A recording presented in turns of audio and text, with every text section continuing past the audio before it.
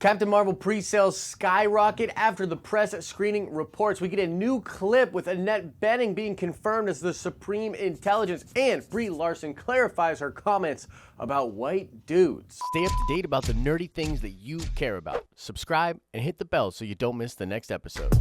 What's up, everybody? Happy Friday to you. You made it through another work week. Congratulations. I am, of course, Josh. This is, of course, the Den of Nerds. Now, before we get into all of the crazy Captain Marvel news, let's shout out Daniel Weaver. Yes, indeed. These are all the aliases of Hank Pym in the comic books, and you even got the Ultron one. I was looking for that one. So shout out to you, Daniel, and we will do another nerd card question at the end of this video. All right, guys, so we got to talk pre-sales for Captain Marvel because they are ticking up. Now, I'm looking at an article here by Forbes. Forbes is talking about how Fandango is reporting that the pre-sales of tickets for Captain Marvel is actually outpacing Aquaman, Deadpool, and Wonder Woman. And there was a significant uptick to that kind of a momentum after all of the reports came out for the press screenings. And as I talked about when we covered the press screenings, it's weird because the conversation is very rarely about the actual quality of the film when it comes to Captain Marvel. And I think there's a lot of people that just aren't involved with all of this crazy drama, and they just want to know, like, is it a good movie or not? And as we got a lot of confirmations that this movie is particularly amazing, the pre-sales for the tickets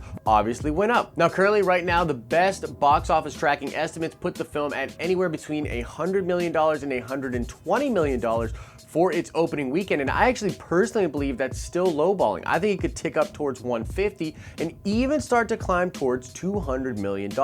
Now, I saw people talking about online how this is like a shill narrative and that this isn't actually true, and I do want to say that a very similar thing happened before Solo: A Star Wars Story came out. Now, it was not Fandango that had reported this, but there were other pre-ticket sale apps that were reporting that Solo: A Star Wars Story was outpacing Black Panther in pre-sale. I mean, that's obviously not true if you just look at the numbers. Clearly, Solo: A Star Wars Story was hurting, and there were reports that people were trying to make it seem like more and more people were going out to Solo to sort of give this idea of like a social approval from all the fans and sort of maybe help other people be convinced to go check out the film. Now, honest to God, I do not think that's what's happening here with Captain Marvel, but I wanted to bring it up because I know there's some super skeptical people that are all like, no, that's a shill narrative, it's not actually true. Well, guys, it's being reported by Forbes, it's being reported by a lot of different outlets out there, so I'm running it here, but again, this show is really sort of aggregating what actual journalists are talking about, and it's more like us nerds just talking about the news. So again, seems legit to me. I think the ticket sales are rising up to the top,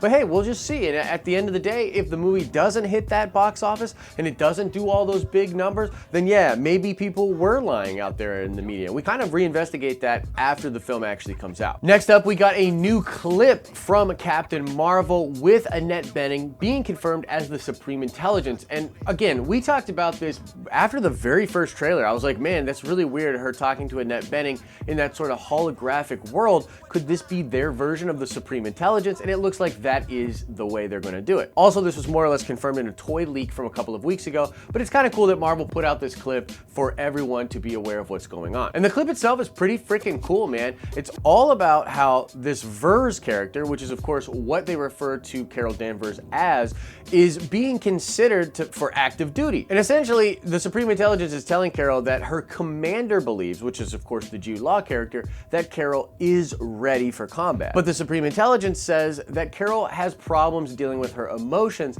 and the memories that cause her these emotions. And this all has to do with the crash. Whatever this thing was that happened to Carol on Earth during this crash is traumatizing and it's causing her a lot of problems. Now, we've speculated that we think that her memories of this event are being manipulated, possibly by the Supreme Intelligence herself. And we get some evidence for that in this clip. I mean, look at right here when the Supreme Intelligence is showing this scroll. Now, this scroll in this holographic shot here is exactly from the trailers that we've seen before, only it's not in a desert. And this proves a couple of different things. It proves that Marvel is really good at sort of tweaking things in their trailers and showing things in a different light for promotion. So who knows what we're actually going to see with this crash, but I also believe that these moments are incredibly important and are likely being manipulated by the Kree to push this narrative of the Skrulls being like super evil and just taking over all of these worlds. Basically, it just feels really propaganda. Like the Kree are really trying to hard sell Carol on the fact fact that the Skrull are super bad and that they did this to her, and that putting all the blame on the Skrull, which we really don't think is what's going to actually be the case. And it's likely that both sides of that war are probably in the wrong. Overall, I think this clip is just really cool. It highlights, of course, the Supreme Intelligence, the weird science fiction aspects of this movie, which a lot of people talked about after the press screenings. It's like, this is a really weird all-in science fiction movie, and I'm super excited. I actually wish that the marketing had really shown more of this right away, because it's the aspect of the film that I'm personally most excited for. But that's pretty much it when it comes to this clip. Supreme Intelligence confirmed, super weird science fiction stuff confirmed, Marvel manipulating its trailers and promotional footage confirmed. Now, lastly, I want to talk about Brie Larson clarifying her comments about white dudes. And I know this is just basically all anyone wants to talk about, so I slipped it into the news here today. But to be completely frank with you guys, like, I'm absolutely sick of talking about this narrative. But in either case, Brie Larson came out and clarified what she was talking about representation and white dudes and journalists and all that. So here's the clip right here. People need to read the articles to actually find out the context of what you were saying. Yeah. But as an actor, when you have to say something like that, do you worry about how things get twisted? And for audiences who only do read headlines, can you clarify what you were saying? 'Cause I think it's awesome what you're doing, and I hope that more actors do it. I mean, it's hard for me to comment on that because I don't know what the headlines were, or what was said, or what I said, or what people think that I said. All that I know is like, what I'm looking for is to bring more seats up to the table. Yep. No one's getting their chair taken away. There's not less seats at the table. There's just more seats at the table. Yeah. That's it. I love that you're doing that. And so, as she says, she's not trying to take any seats away. She just wants to bring more seats to the table.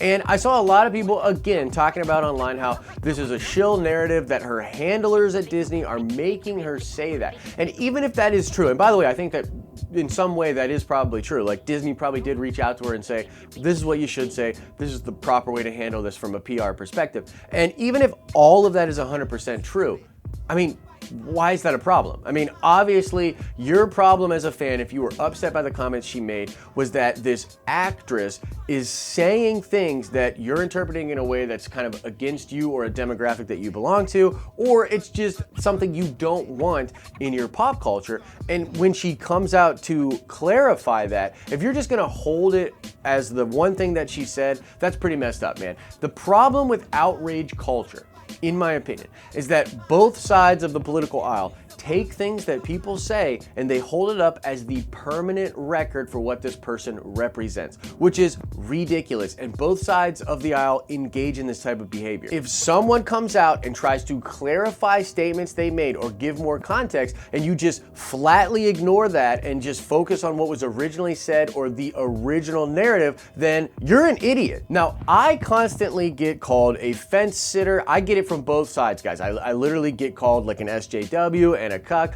and then I literally get called like alt-right and just ridiculously conservative because I refuse to take aim at one side or the other in these weird culture wars. And that will always be the case. I will always continue to be sort of like Sweden or like a neutral country in these kind of debates. But what I want to target is the actual outrage culture itself. That is what is ridiculous here. And by the way, you're totally free to have your opinion. If you just don't like Brie Larson and that's enough for you not to check out this, what I think will be a really amazing science fiction, awesome Marvel movie, that's your prerogative. That's totally your right. But if you want to come out here and try to push a narrative or fit her comments into a narrative, you are playing the same game that I believe you criticize the other side for. Think about that. And so that's it. That's hopefully the last time we have to talk about this, but the context of what Brie Larson said and what she actually meant by it is out there. It's explicitly spelled out. You can take it or leave it, but that is what is out there, and that is my reporting and opinion upon it. And that is the news. New clip. Skyrocketing pre-ticket sales for Captain Marvel, and Brie Larson comes out to clarify her comments. Is it a little bit of PR stuff? Yeah, probably, but why does that upset people? I don't understand. I mean, don't you want companies to acknowledge you as a fan and as a customer, and isn't a proper PR move aimed right at you and your feelings? I'm so done. I'm so done with talking about this stuff. So let me know your thoughts about all of this. I'm sure many of you have thoughts about this last story and her comments. So let me know, man. Bring all the comments that you want down in the comment section, and let's have a conversation about this. Now let's check the nerd card before we get out of here. I want to know, what is the first issue that the Skrull actually appear in Marvel Comics? It's a bit of a deep cut, but I want to know, when them Skrulls make their first appearance in Marvel Comics? Answer that question in the comments section below. Thanks to everybody that's been tuning in this week. I know like some of these stories are really controversial and not exactly what we want to be talking about, but sometimes we just got to do it. So I want to mostly thank all the people that are reasonable and level-headed and kind of get where I am at with this stuff. And then all of the buttholes that are being buttholes, you're a butthole. As I always say, I hope you're having an awesome and a nerdy day, and I will see you in the next video.